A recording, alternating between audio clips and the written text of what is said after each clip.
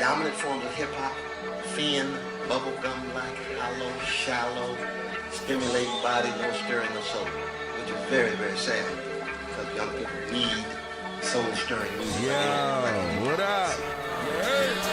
Luxurious. Drums and ammo. Ghetto. Gifted. Ammbaataa. It's Ammbaataa, baby. Check. There he goes. What it do, man? Peace. How's it? What's going on with it? Oh, man, you know, living the dream life. Crazy out here. Crazy out here. I see you got the fresh Barberry. You got the sunset jump off going. Yeah. Real crispy. Where you at right now? I'm outside, man. Just kind of in between work, you know. You in the Bay? You out here? Yeah, I'm in Oakland. Okay. Oh, I'm in Oakland. Damn, I could have pulled up on you, man. It's just pulled up, yeah. Man, well, let me give you that intro. So this is Good, Bad, and the Third. I'd like to thank Bambu DePistola for coming through and kicking it. I want to just get into some of the history, like when we met, it was around 2009 Sweetbreads. Yeah. You know, it was. That was a good time. Oh, that was a good time. Yeah, I mean, for real. I talked to Nina the other day. You know, we just kind of reminisced on that whole Nina Parks. And we yeah. You know, reminisced on that whole era, and it felt like a lot of things were clicking, and we had, you know, good momentum, and it was just a good energy, and it was a good vibe. Yeah, it was.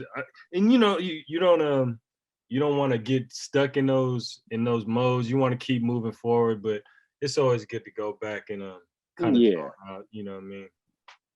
Yeah. Definitely. I miss those days, man. Those were fun times. Yeah, straight up, man. Those were fun times. But so, damn, it's been that long, just bugging out. I know. 09. Yeah, good times. Man, it goes. But I want to get into like some of your origin. I in 98, 99, I had the opportunity to go to Australia with AC Alone in 98. Right. And then 99, we went again with Abstract Root. So, you know, it was a thing. So on the first flight, you know, this is right after All Balls Bouncer, you know, his first album, his first major album. Yeah. And we got to, you know, I'm sitting next to him for like 14 hours, you know. And to me, that was AC Alone. So it was like, it was a thing. Especially at that time. Yeah, especially at that time. For real. So, but it was cool because he got to give me some hip hop LA kind of a overall overview of it, that being in Oakland, you don't even know, like you don't have the connection. So he was letting me know, like, as far as like, you have artists that may be like Far Side or, you know, Freestyle Fellowship or whoever else that you may not even put them as affiliated with the street culture, the gang life or whatever was going on. But just by their location and proximity, they're pretty much, you know, they're connected. Yeah. And they still have to like live with it, and they still have to deal with it to whatever degree. So it just, it blew my mind, because, you know, I'm Freestyle Fellowship, you know, you're thinking good life, and you're thinking, oh, it's good, but it's like, it's good life, but at the same time, it was right, you know, the good life was right in the middle of South Central. You know what I mean? It was right on Exposition, like it was right in the hood. So Crenshaw was down the way, Dorsey was just down the way, like it was right in that proximity. I remember when 2000 Crows battled the Project Blow Cats in that parking lot. I was a little kid, but I remember all that. And it got really mania. It went from that, the little rap battle, to folks started throwing up hoods, and then, you know, then it got crazy, you know. I remember that time for sure. Yeah, so I mean, tell me about, you know, how you maneuvered through some of that, and you know, I did a little research, and I read that, you know, you had you got caught up in the law, and you made some moves to the military. Kind of give a background on that for folks that may not know, you know? Yeah, that's exactly what it was. You know, I was banging. I was banging hella tough, you know what I mean? And that was just what we did. And then I started getting into skateboarding, and that's really where where it kind of culturally opened things up for me. You know, it was like I was being introduced to different styles of music. I was being introduced to different people, and then of course hip hop and the craft of emceeing was introduced to me. But I was still 1 foot in the life, obviously. And all my cousins did, all my family members were doing it. So it kind of gave me a pass just because they were so active and so they were so many with it that, you know, me being the youngest one, they kind of gave me a pass. I could still, you know, I'm still from the hood. I'm still who I am. I'm still connected to who I'm connected to. But, you know, at the end of the day, because my cousins were going so hard, I was able to maneuver around that and really explore the artistic side of, like, you know, me wanting to do, again, skateboarding, me wanting to do, you know, explore being able to MC, and I was allowed to do that. You know, that's why I did this project called, sorry to jump around, but I did this project called Exercising a Demon that kind of is half podcast, half album, where I highlight and document all the homies I grew up with from different sects of the gang, because those cats were the ones who allowed me to become, you know, Bambu and have this career. Those are the ones that fought on that front line for me to be able to continue doing what I wanted to do. So I always salute and always big them up. And I never claim to be as hard or as raw as any of them ever were. You know what I mean? So I owe a lot of my lineage to a lot of the big homies that allowed me to just really explore my craft. You know? No, I mean, that's why I constantly speak for the neighborhood. I feel such a responsibility and such an accountability to this community on such a different level. You know, all 3 of my first cousins were murdered. And it's like, I was the next in line. And that was another reason I got a pass, because, you know, because I had lost all 3 of my first cousins. And I was the next oldest male on my mom's side. And it was like, okay, well, we're going to let this guy just do what he wants to do and not stress him too much. And then I went away for armed robbery. And that's when my life kind of took a big ass turn. You know what I mean? See that? I mean, I you know, it's kind of like growing up in whatever hood. Like I grew up in East Oakland. So even from a young age, people already kind of had an idea of what I was into. You know, they knew I wanted to DJ.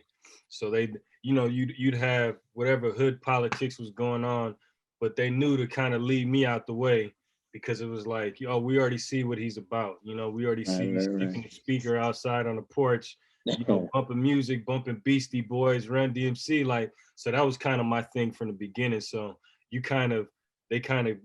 they handle you differently than cats that, you know, just jump head first into it without really having anything else kind of apparently going on.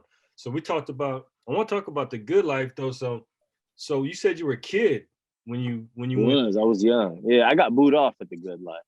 That's why you know, like, yeah, they passed the mic on me hella fast. I think I got like 2 bars out. Like I heard that infamous pass the mic. I'm like, oh no, you know. I was hella young. I mean, I don't blame them, you know what I mean? I'd have booed me too. I think my verse started with like Lyrical Miracle or something like that.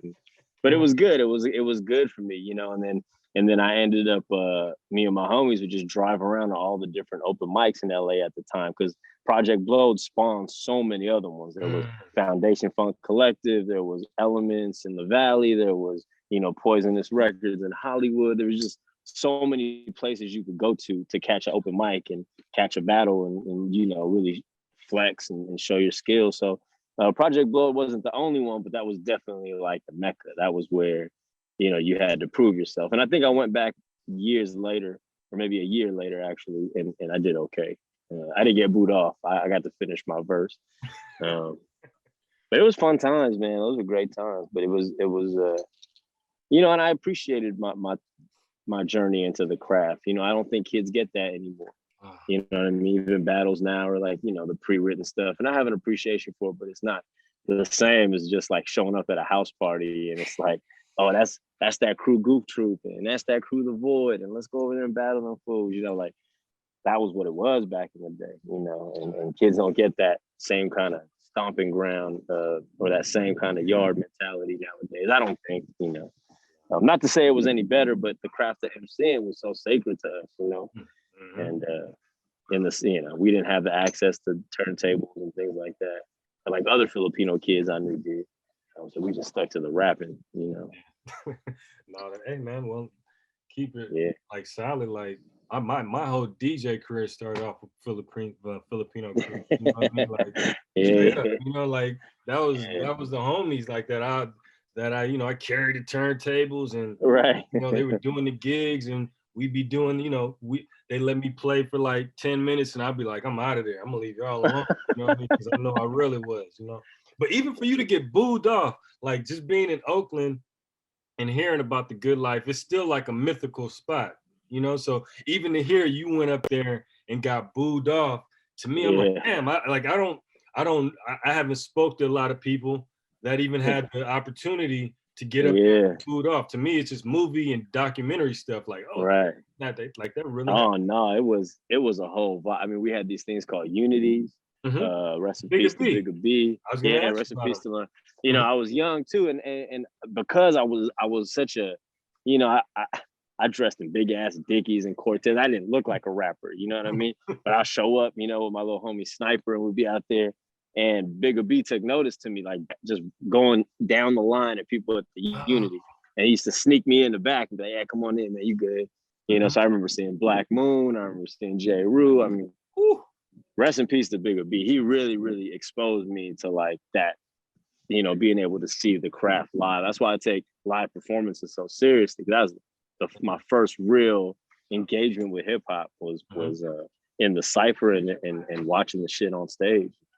I take that shit more seriously than I take recorded music. You know? Man, so you just hit on one of my literally one of my notes in my thing was that one of the last time I saw you, you were at New Parish. Last time I saw you rocking.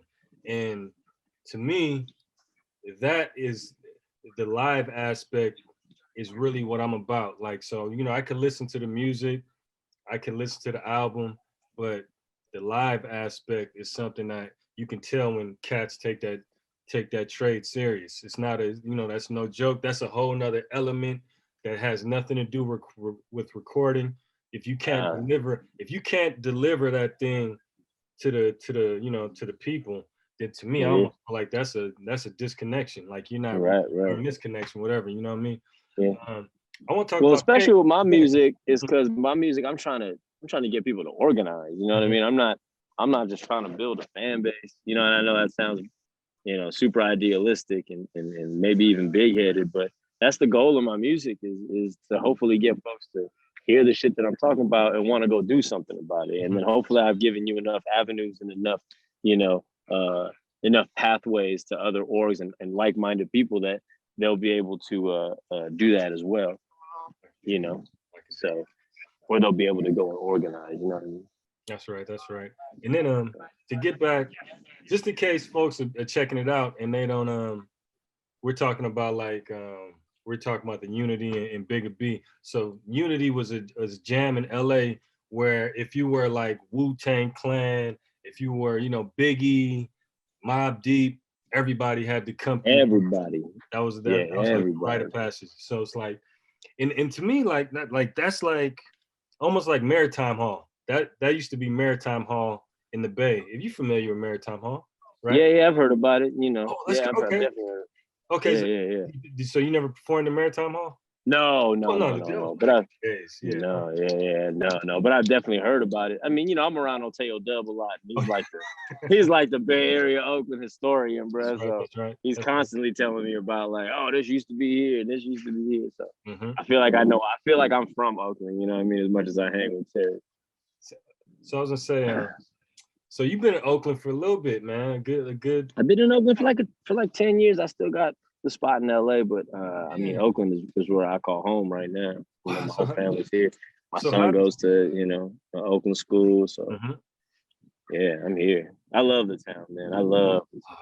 You know. I always see you around the lake too. That's the normal. Yeah. Catch you in.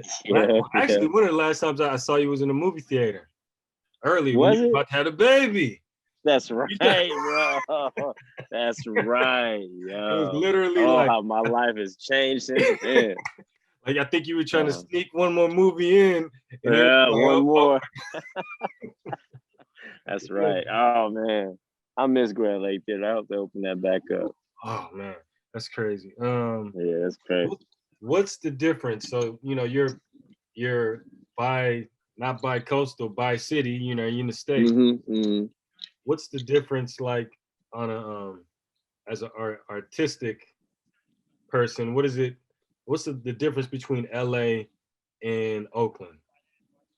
You know, if you had asked me that maybe 10, 15 years ago, I'd have a whole bunch of answers.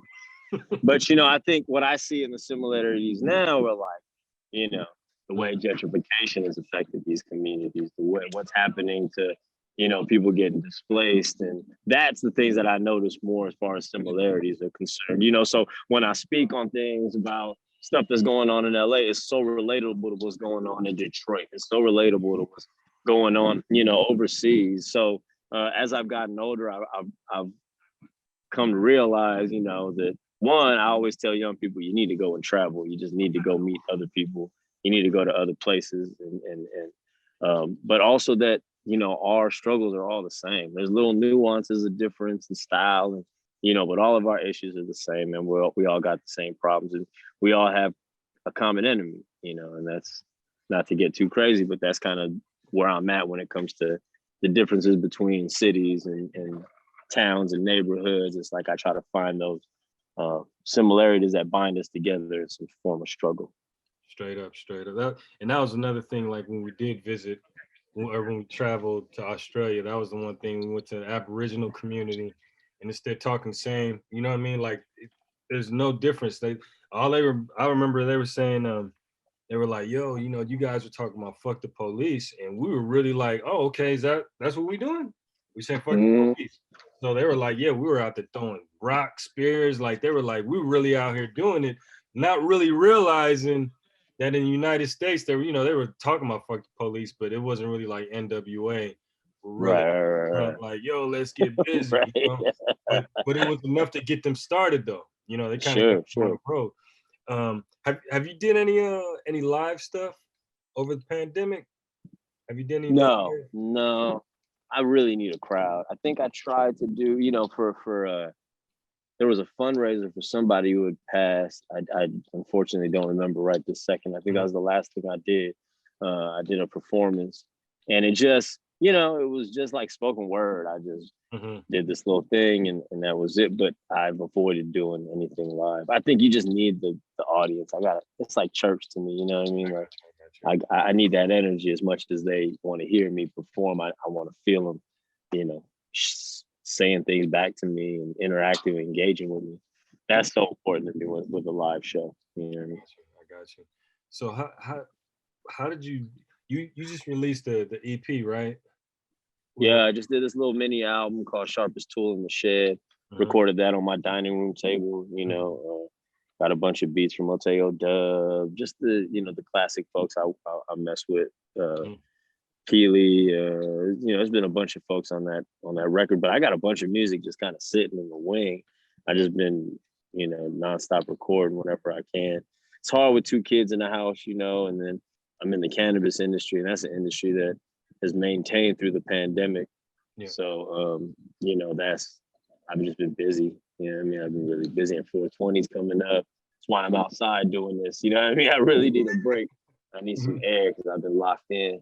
Getting ready to, you know, move these pounds for these potheads. Yeah. So are you recording during the pandemic? You still getting busy? Yeah, I mean, not like, you know, the recording quality ain't gonna be that great. You know, it's not gonna be like a real studio, but I think it's good enough. And I also feel like music is so accessible now. I think it's like a small community at this point of people who really need to hear your totally awesomely mastered and mixed joints. I feel like, you know, cats nowadays are going back to you know how it was. We used to get cassette tapes, a horrible sound, but we was bumping them, like, you know. So I feel like folks are getting back to that, where it's like they're not really caring too tough. My son listens to the most distorted, just trash, poorly mixed music, and he gigs. Like, so I'm like, all right, you know.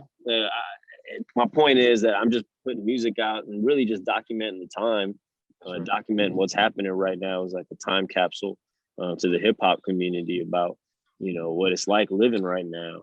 And I hope, you know, we don't forget what this time was like, you know. And I've been doing this work for so long and organizing for so long that to see it all kind of come to a head in 2020 and the way it did, you know, it was really inspiring and motivating and depressing all in the same breath. You know what I mean?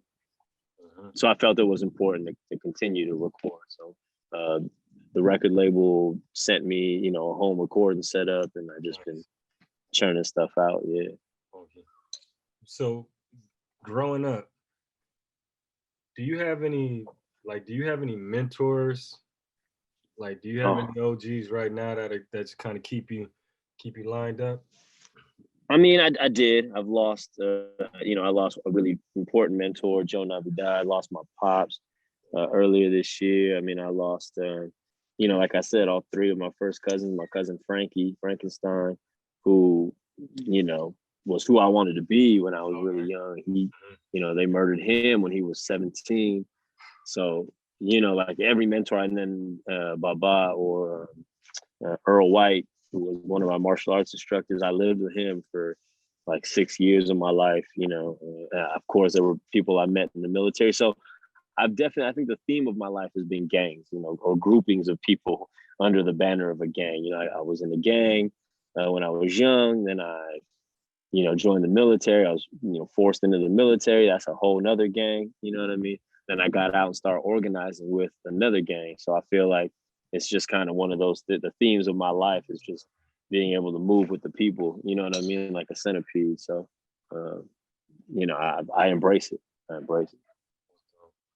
Who, like early on, as you started to get in, really take hip hop and rap serious, who was one of the first people to kind of bet on you? Really, you know? Well, like I said earlier, Bigger Beast to get me into the shows. I don't know if he took me seriously as like somebody who would be making music. Yeah. There's so many folks. I think a lot of the homies growing up, we had a crew called The Smaller Number, and they all encouraged me to keep going. I always thought I was the wackest in the crew. I was like the funny guy, and they just kept encouraging me, like, "Yo, you should keep doing this shit, keep doing it." When I was in the military, you know, I was depressed. I didn't want to rap, and then I bumped into a bunch of folks from all over the country, from communities just like mine. They encouraged me to rap. So there's a lot of folks that pushed me. DJ Muggs really took his time to kind of teach me that side of the biz. You know, there was a moment where I was really trying to break into the quote unquote industry. And he really showed me that you know, fuck the industry, you know, like you create your own, you know, and that's what him and Cypress Hill did. You know, he's behind House of Pain. He's behind so many movements that you would think came out of the blue. You know, he's behind Alchemist. He's behind so many people. So to get mentorship from him was really big for me too. And you know, matter of fact, we just started or finished up a cookbook we're working on, the Soul Assassins cookbook, and I got a project with him that I'm trying to finish up by the end of this month too. So. Okay, so you just jumped into my next question. Literally, you jumped into it. So I'll tell the story anyway. In 91, I grabbed this random 12-inch. I'm like, man, this shit is hard. 91, I already know what it is. You know where it's going. 91. So I get this 12-inch, and I'm like, they're performing in Berkeley on Tower Records. All right. So me and I think two other homies, we just pop up. You know, they got a little table set up. It was about 20 people in the whole thing. You know, people looking through records. And then they just start, you know, they start performing. Muggs, Be Real, Sin Dog. And I'm sitting there like, this is crazy. I'm like, this is crazy. I'm looking around. And people are, you know, they're looking through records. They're looking up like, what's this? You know? And I'm sitting there like, you guys don't even understand. You know who this is? Yeah, like you don't even understand what's happening. So I got, you know, they signed, they had the 8x10s back in the days when they were, thing.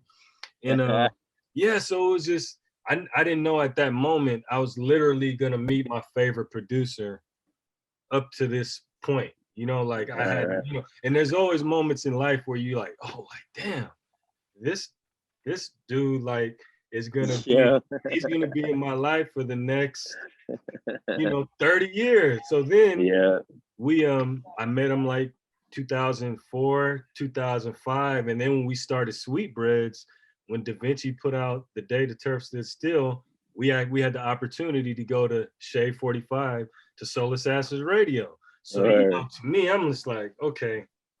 You know, Al and Da Vinci were like, yeah, this is cool, you know. With Al, you know, Al knew what time it was. Al was but to me, they already knew I was going to the Mecca. I'm like, oh, I'm going. Like, are you serious?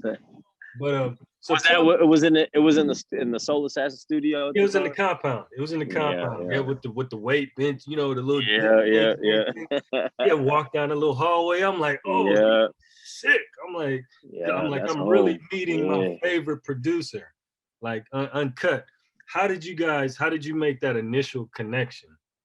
Man, I don't even really remember. I think you know, I'd known Esteban for a long time. Just being in those, I knew I was locked up with, it was like, I don't remember exactly how it happened. I just woke up one day and we were texting each other and talking about, I'm sure Earn Dog had something to do with it, like bringing us over to the Soul Assassin Radio and, you know, but once I got in there and once I kind of proved myself, it's been fam since, man. Like the whole squad, you know, the Psycho Realm, my Psycho Realm fam, the Six Side fam. Like it's been great, man. It's been a really cool ride, man, rolling with those guys and but also branching off from those cats. You know, I'm not tied to them, which is wonderful. Like they've never expected anything from me and vice versa.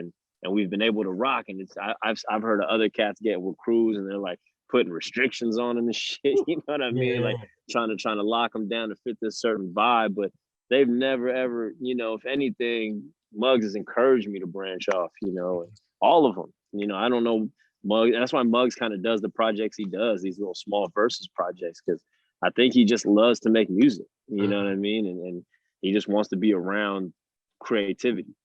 You know, that's what I get from him. And to be in a studio with like Fred Reck and you know what I mean? Like you'll walk in the studio and like Fred Reck's cutting up a beat and you're like, you know who the fuck this is? You know what I mean? Like that's Fred Reck, you know?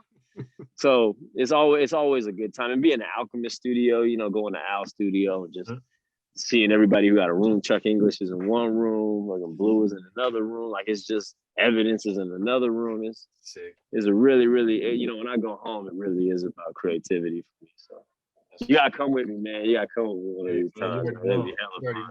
You already know. It's just hella fun. Ooh. I the homie, I was on a family trip just randomly, you know, and Jake won. Yo, man, I'm at Studio. Are you serious? Come through. I'm like, what are you saying? Made sure the family was tucked in. You know, cool. Yeah. See y'all later. Yeah. So I read that you're working on a community center. Is that something you're still working on? I mean, it was something I really wanted to do. I need to find a place for it now at this point. And really, I just want to support. So that was the thing, you know, when I was young, it was like a lot of things that I wanted to establish. And, you know, it just turned into me doing what men do, you know, just wanting to plant my fucking flag on shit.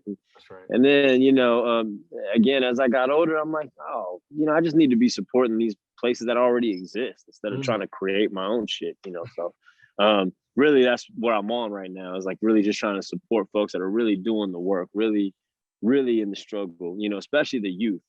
I've hit the youth and student ceiling of organizing a long time ago. So really it's really about me supporting those young people, pushing that line to get us the shit that we've been calling for since I was young. You know what I mean? And that's really what I'm here for. As an artist, I'm just a cultural artist. I'm just here to serve the people and you know, advocate for the people's needs as they've been relayed to me.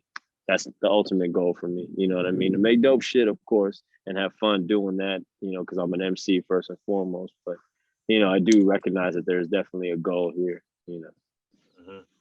So somewhere you said that the way you rap is the way rap should be. You know, basically. And I always thought this too. I always believed that you can have, or if you want to title yourself as a gangster rapper, then you gotta encompass everything that kind of comes with that. You know, as far as like you can't just give them one aspect of it. Can you speak on that? I mean, it's the truth. I think, you know, especially with something like where you're writing your own stuff. You know, I get it. If you just want to be an artist and you just want someone else to write your raps and you just want to be a performer. And, you know, hip hop is now pop culture. When we were young, we were trying to guard hip hop so closely, you know, like we were ready to go to war for this thing called hip hop. When really, and then it came to a point where I realized, wait a minute, we need to be saving the people that created hip hop and not the craft of itself. It's already been sold off and commodified, and it's like, you know, if we keep trying to hang on to that, we're just gonna get lost in that shuffle. So it's really about, you know, helping the communities that birth hip hop. You know, that's what it ended up for me. But I do believe that. I think that, you know, if your art should reflect your life and what you see and what you kind of want to funnel through your art, and you can't do that, you know, pretending to be something. You know what I mean? It's very difficult to do, especially in an art like MCing. And that's kind of, I think when I made that quote, it's kind of what I was talking about. I think you can create other kinds of music and bullshit your way through it. That's fine. But with something that, you know, this goes back to call and response, and this goes back to, you know, this goes back to tribal times, you know what I mean? And the way word is passed, that's what I think MCs do. We are, you know, in our culture, we have balaktasans who, you know, used to speak news in prose, you know, to make it digestible. And that's what we're doing. We're reporting news and making it digestible and making it fun for you to listen to, but at the same time, it's giving you real shit to think about, you know? And I think that gets lost nowadays behind just colloquialisms that get thrown at you, you know, keep it real. Like things that are very, you know, things that we hear all the time that just fly past us that don't mean anything anymore. You know, even the phrase word used to mean something, you know what I mean? It used to mean something very, very important, you know? And now it's just a way of saying yes. And you know, maybe it's because I'm old, you know what I mean? I'm not trying to fight for it, but at the same time, I do believe that as an MC, your art does have to reflect who you are as a person, or it won't resonate with anybody, in my opinion. Yeah, no, hey man, that's what it is. It's a trip, because that kind of gets into like a discussion. The last time I was in Australia, I worked with a nonprofit doing beat production, and they in it, you know, it's kind of a wellness, you know, playing with drum machines and learning music, because it could help regulate your you know, your heart. You may have been traumatized or whatever, so beat production and dealing with that, you know, helps.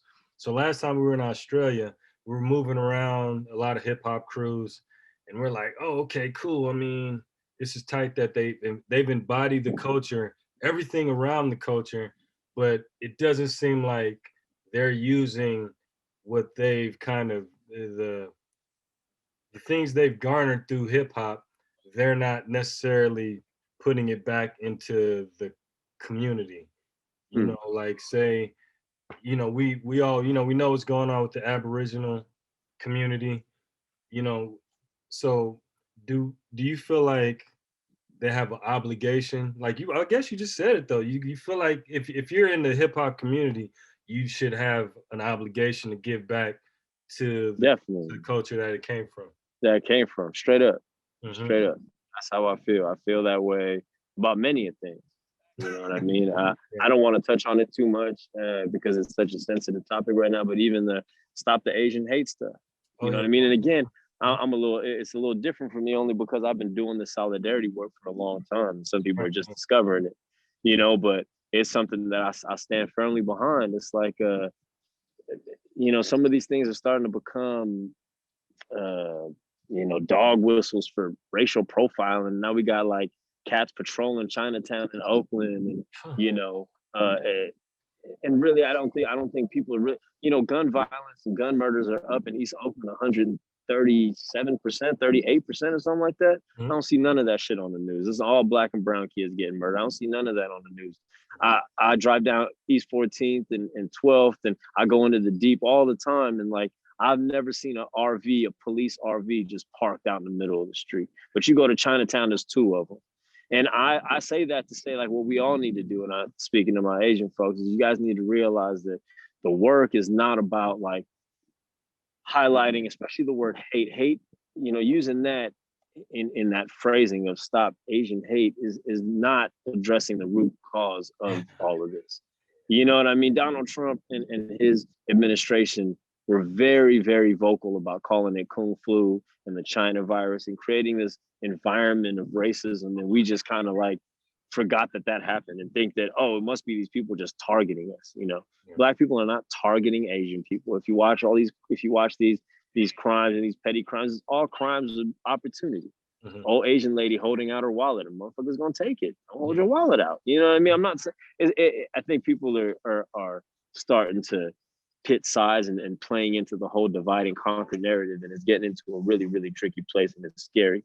And of course, you know, of course, I want to look out for my folks and the Asian people, but at the same time, it's like this fight starts with the fight that's been going on all of 2020. You know what I mean? We should have been involved in that. You know, we should be involved in all these movements to build solidarity, not just when it affects us. And I think that is the unfortunate thing behind this whole like Stop Asian Hate thing. I think it does not address the root causes of this, and I think this would just further create division amongst our communities. You know what I mean? And that's where we need to start, is really, really again, building bridges. You know. So I don't want to go too far because I got a lot to say on that issue, you know, but the bottom line is we need to show up for other communities in the same way we expect other communities to show up for us. You know what I mean? I don't see that enough coming from a community that's claiming to be hated on so much right now. You know what I mean? Yeah. So I was listening, I went through a couple of your albums last night. And you said something about Mike Dream. Did you have any relationship with Mike? Nah, I wish I did. You know, like when I started coming up to the Bay, because I was Filipino, folks was already like, "Oh, you never heard of Mike Dream?" You know, it's just how it is. You know, it's such a small community. When you fast out, I met my old lady. Oh, you ain't never met her. You never met Christina Leon, and she Filipino, bro. Like, you know, like I'm supposed to know every Filipino, but you know, that's kind of what happened. I got up here. Oh, you must know Mike Dream. Yeah. But his legend speaks volumes. You know what I mean? So of course I studied up and I met his little brother. You know, I've contributed to the Dream Day events. You know, so you know, he's hella hip hop, man. It's dope.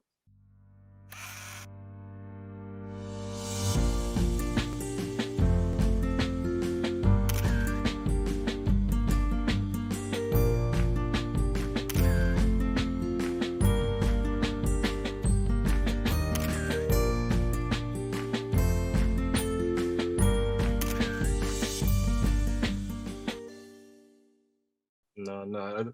Yeah, because I just remember I have older brothers, and my older brother, he was in the graffiti, so he kind of started around the time Mike started, and so I just by default I could kind of hang, and I remember just going to the 23rd yard and just sitting there for hours watching Mike get busy.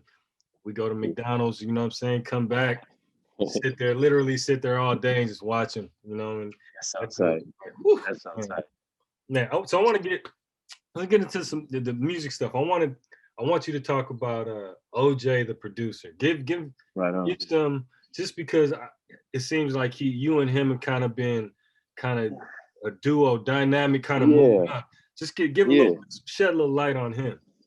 OJ, I met OJ. So me and DJ Fatrick went out to a town called Visalia in Central California to do a workshop. Me and Fatty were doing a lot of hip hop workshops when we would take, you know, we just do fun writing exercises for youth out there, showing them access to, you know, how to make beats and, you know, stuff that you do, you know, stuff that you know, it's just what we do.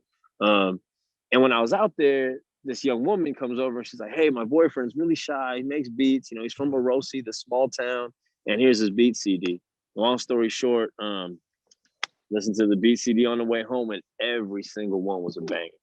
And then, you know, and earlier in the day, I was very inspired by the community. Like not a lot of people know what's going on in Central California. And at the time, like Central California, the gang issue was what it was in the 90s in LA. Like it was vicious, you know what I mean? So to have him come out of that community, I was like, oh, we got to nurture this, you know what I mean? So he sent beats and he was really about it. And he came down to the Inglewood studio in LA with us and stayed there for a few days. We worked on a bunch of music and we just connected.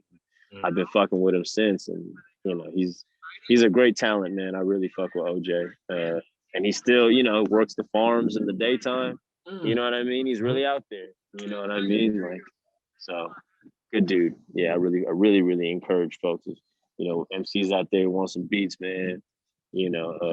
Check OJ out. He got a lot to eat. I'll add him. And then I want to get into a little bit more. Let's give a little bit of light to DJ Patrick. You know what I mean? Like, what's just a brief, give me a summary of the homie. My arch nemesis. I love DJ Patrick. I'll put on a good show too. You guys, man, you guys got a good chemistry, man. I dig it. We're so opposite, man, and I think that's really what it is. We come from two different worlds, and we meet. Our intersection is just good music and having fun. You know what I mean? And I think, and obviously ideologically, we definitely are in sync. He's militant as fuck, you know what I mean? So he and I like click really, really well. He was the DJ for Native Guns, the group I was in with my brother Kiwi. I want to get into that. When the Guns kind of split up, when the Guns split apart, he was DJing for both of us for a while. And then he just started DJing for me as things got a little busier. But that's one of my best friends, man. I love DJ Patrick. You know what I mean? Like, that's hard. I think that's why we have such a good show, is because we're so opposite and we just clown each other. And, he doesn't get me. I don't really get him. You know what I mean? So we just be having fun, man. That's hard. What's the history of beat rock music? Because the last time, at Brick and Mortar, when you guys were doing, it wasn't the 10th anniversary. It was Ruby Ibarra. She had a release. Yeah. Mm-hmm. Yeah. And that was when me and Six Fingers got a nice flick. We got a good picture. Yeah.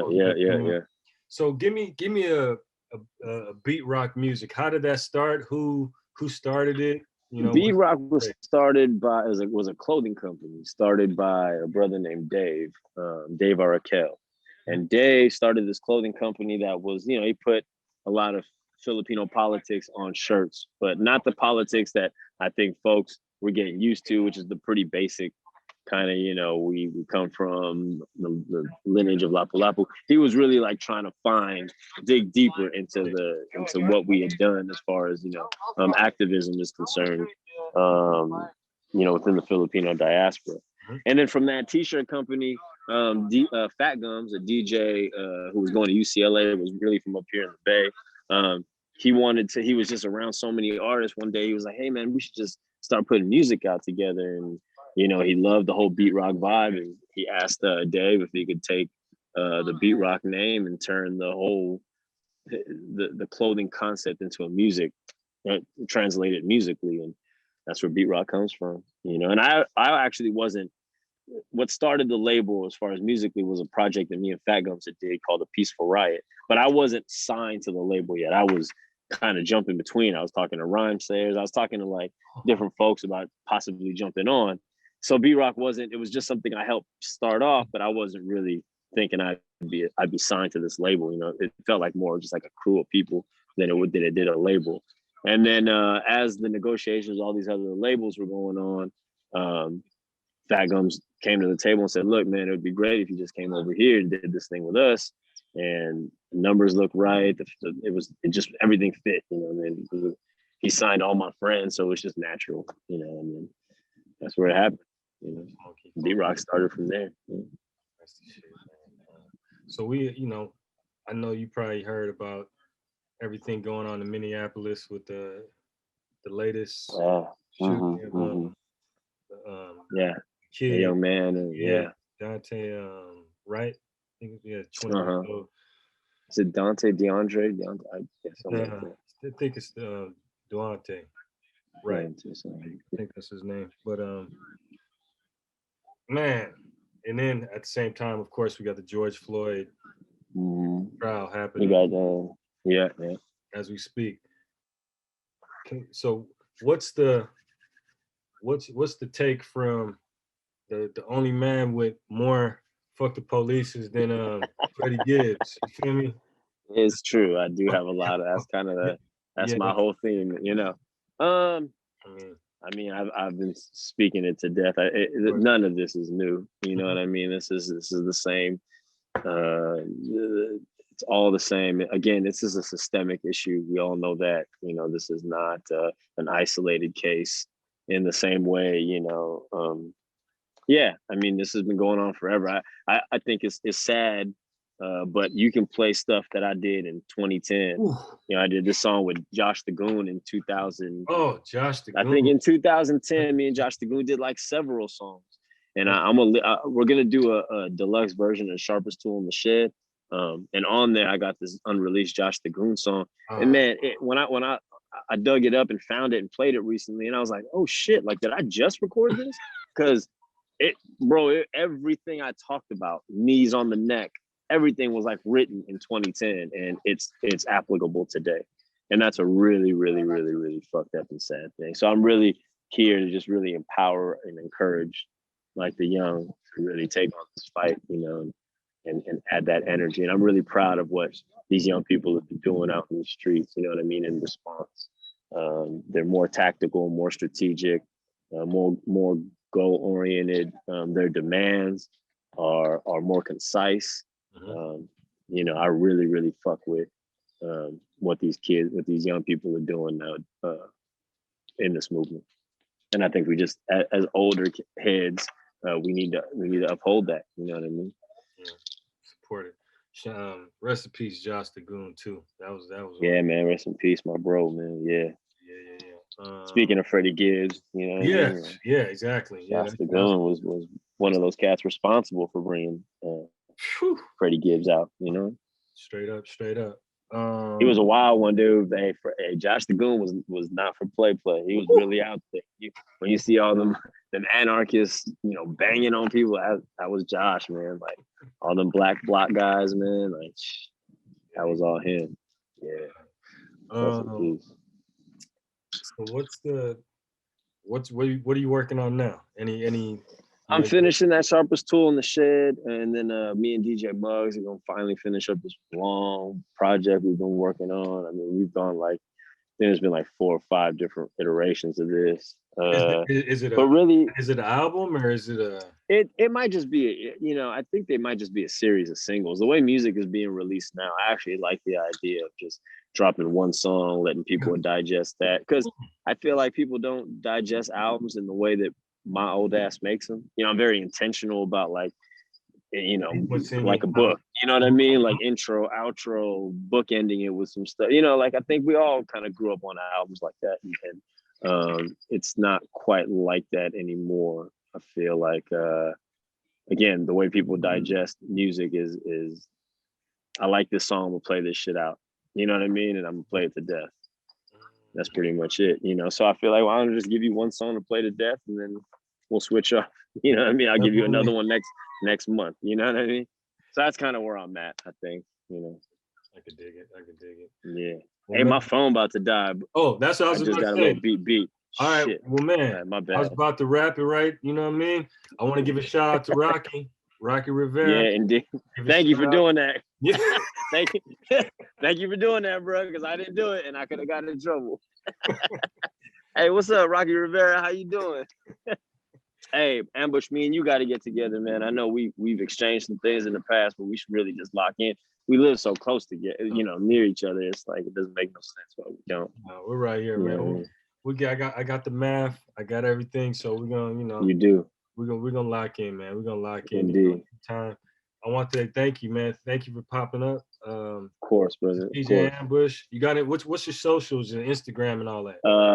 Bambu DePistola, Bambu DePistola. Hit me up there. Instagram, Twitter. They kicked me off Facebook, but I'm still rocking. There it is. All right, man. This is DJ Ambush. The drums and Bambu DePistola. Bam. There it is, man. Ambush. Hey, I'm gonna holler at you, man. Be easy, and we'll get. Love you, bro. Love you too, boy. Be easy. All right, man. Be safe. Peace. There it is. Just locked in with the God, LA's finest, and you heard it. You heard it first. DJ Ambush and Bambu DePistola popping up on you. We're gonna get it. This, that, and third. DJ Ambush. One more time. Peace, peace, peace.